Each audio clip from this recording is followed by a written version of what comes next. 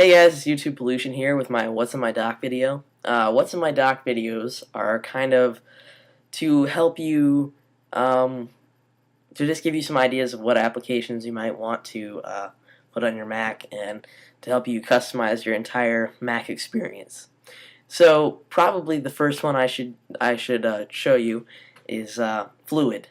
And Fluid is a application that lets you create standalone applications with a URL. So let's open that up right here. You just post your URL in here. So right now I'm reading the New York Times. So I'm just going to copy that URL and paste it. Name it NY Times and use the website's favicon and create it. And this can take anywhere from a few seconds to a few minutes. This might take a while. I might have to pause the video. Okay, so here we have our application. I'm just going to launch it to show you what it looks like. Okay, so here we have our application in the applications folder. I'm just going to launch this real fast. You can see it's using that icon down there of the New York Times website. And here it is. You can just manipulate this bar here. One thing is, you don't want to use it just to view a site that you're going to be using links for, because if I click on this link, it will take me to my browser, or maybe it won't. Okay, well sometimes it will take you actually to the link, but I've had it happen before where it just takes you to your browser. If you're opening up a new window with that link, it will take you to your browser. So I'm just going to quit that, and that gives me a chance to show you another great application called App Cleaner. App Cleaner, if you notice, like sometimes when just dragging the application to the trash folder doesn't get everything the application had with it. So if we see that this also has the Fluid file for that application, I don't want to find that on my hard drive, years in the future. So you just drag it here. It's really quickly. You can just delete it. No confirming messages or anything. I'm going to go ahead and quit that. So that's Fluid and App Cleaner, two great apps for adding and removing apps. Next, we probably have GetToTube.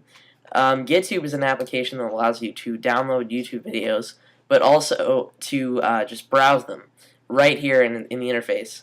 So it's pretty nice. Personally, I kind of would rather browse it in my browser, but it's up to you. Just to get a video, you just go up to a video and click this link down here that says download. So I'm going to go ahead and quit that. Next would be Adium, and Adium is a chat client that I use. I don't use it as much as I used to, but I use it for my Facebook chat, which it really works well with, and it's one of the only applications that will support Facebook chat. It's great. It's just a chat client. It's for Windows, or not. Pigeon is the version for Windows and Linux. So if you have Windows and you want that client, Pigeon is the way to go. iChat is the Mac native application. It's a chat client. It's pretty cool. If you have a Mac, you know what that is.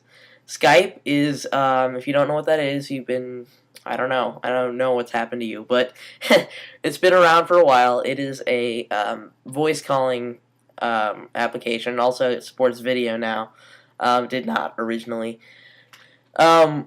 It's great for calling from PC to PC, from phone to PC, or no, from PC to phone, if you have the subscription. And you can also, the subscription is $3 a month for unlimited calls to the US and Canada. There's also an iPhone app, so you can end up not using any of your minutes and just using Skype on iPhone. I'll talk about that later. Tweety is a good application for just monitoring the people you're following on Twitter, something like that.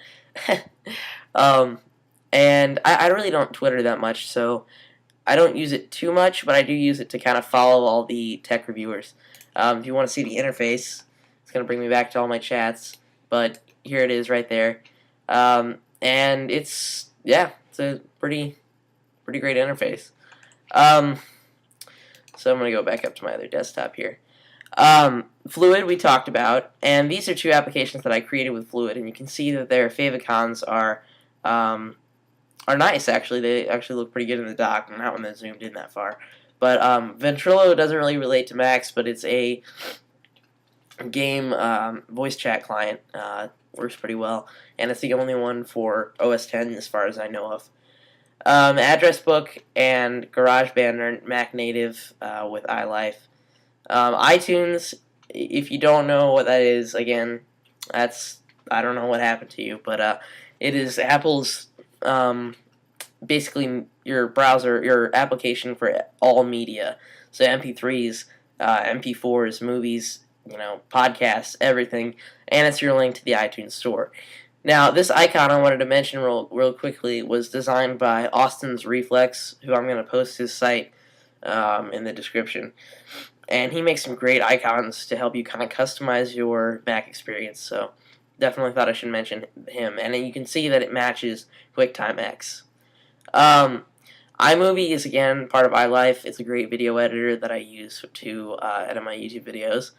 Hulu Desktop is a good video or a good application for viewing Hulu outside of a browser. And personally, I think it actually looks better outside of a browser, and I tend to have a better frame rate. And also, it allows me to, instead of having another tab, I can run my browser side by side with the actual application. So it's nice. CamTwist is a nice application for adding effects to your streaming video. So if you were streaming video to Ustream or some other chat room using your webcam or whatever you're using, it's good to add like scrolling text and other effects. iShowU is a screen capture program, and actually I think I like QuickTime X better, so I'm kind of disappointed in iShowU. But it's pretty nice if you just want to stick with the Leopard. Either that, if you don't want to pay for the entire $99 of ScreenFlow.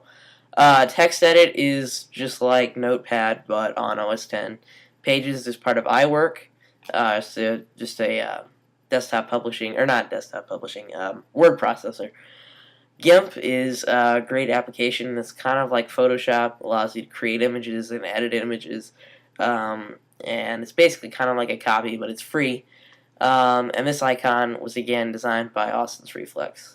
And X11 goes along with that, and for some reason after installing 10.6 I cannot just open GIMP by itself. I have to open X11 first.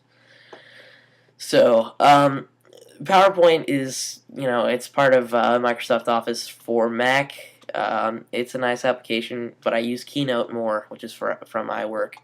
ClamXAV is a nice virus scanner that you can use to scan your Windows partition if you have one. Also, it's got Mac definitions, the very few that there are, so you can scan that. App Cleaner is, and you can hear my phone in the background, but we already showed that. iWeb is part of iLife, and it is, it's not that great of a website editor, but it's okay. Candy Bar is what I use to manipulate my dock icons. It's free. Actually, it's got a 30-day paid, or a 30-day trial, but you can take the trial as many times as you want. So here's the interface. Right now, it's not working with 10.6, so that's not too great. But Dock Doctor is what I use to get this black glass dock, and it's a nice application for changing your dock and adding spacers in your dock. Text Wrangler is a text editor that I don't really use that much because I'm terrible at coding. Terminal is just like command line, I think it is, for Windows. So I use that every once in a while. And you know what system preferences is. So this has been YouTube Pollution, and I just wanted to point out one thing that I just noticed. The snow leopard's mouth is bloody. He is looking up from eating Windows 7 and Bill Gates, both at the same time. So this has been YouTube Pollution. See you later.